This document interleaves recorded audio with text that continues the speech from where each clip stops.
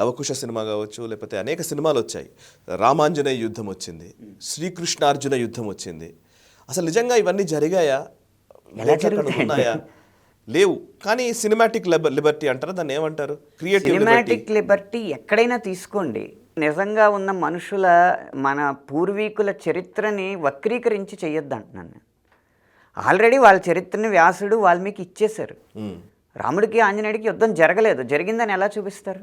అయితే ఒక ప్రశ్న ఉంది అనంత శ్రీరామ్ గారు, మీరు ఇప్పుడు వాల్మీకి రామాయణం ప్రామాణికం అన్నారు, అండ్ మహాభారతం, వ్యాస భారతం ప్రామాణికం అన్నారు. ఆ తర్వాత ఇప్పుడు నన్నయ్య, తిక్కన, వీళ్ళ ఆంధ్ర మహాభారతం వచ్చింది, అనేక భారతాలు, అనేక రకాలుగా దాంట్లో కొన్ని ప్రక్షిప్తాలు వచ్చాయి. అయితే కొంత ఎన్హాన్స్ చేయడానికి ఇప్పుడు లైక్ సీతా స్వయంవరం అనేది నిజానికి వాల్మీకి రామాయణంలో లేదు. ఆ విల్లు ధనుస్సు విరగొట్టడం అంతవరకే ఉంటుంది, కానీ అది పెద్ద అందరూ వచ్చి రావణుడు వీళ్ళందరూ వచ్చి ఒక పోటీ వాతావరణం అయితే, కాంపిటీషన్ లేదు అక్కడ నిజానికి వాల్మీకి రామాయణంలో. ఈ లక్ష్మణ రేఖ కూడా లేదు. కానీ ఇవన్నీ ఏంటంటే ఇంకొక ఏదో ఒక మంచి ఉద్దేశంతో కొన్ని చేసిన వాళ్ళు ఉన్నారు. ఇప్పుడు కొన్ని రామాయణాల్లో కొన్నిట్లో ఇంకా రాముల వారి గొప్పదనాన్ని ఇంకా పెంచే విధంగా ఎవరైనా ప్రయత్నించిన వాళ్ళు కూడా ఉన్నారు కదా, వాటిని అసలు ప్రామాణికంగా తీసుకోవడానికి లేదా? పెంచినా తగ్గించినా అది అబద్ధం అయ్యి ఉండకూడదు, అది నేను చెప్పేది.